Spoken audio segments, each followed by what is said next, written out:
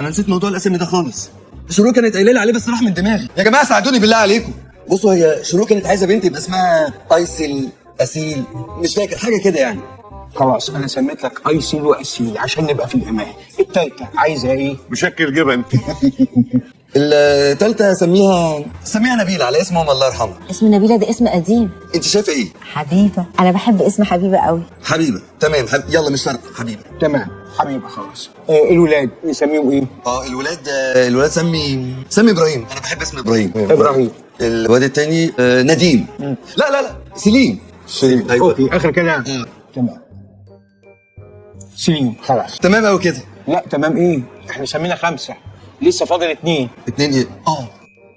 الاثنين الزياده اللي جم في الاخر نسميهم ايه؟ أقول لك سمي رشاد على اسم جوزي. طيب وجوزك ده كويس؟ كده بس أنت أحسن طبعا، اسم جميل مش هتندم. تمام سمي رشاد. سمينا رشاد. كده حضرتك فاضل لك اسم كمان. سميه بص، سمي حاجه على ذوقك. انا تمام. على ذوقي انا لبيب على اسم عم الله يرحمه. لبيب. تمام يلا.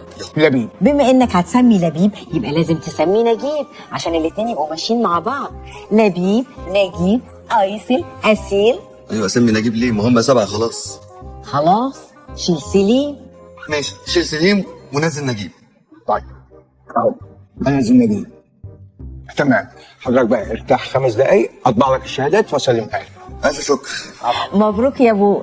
الا بالحق تحب نقول لك يا ابو ايه؟ ابو 7.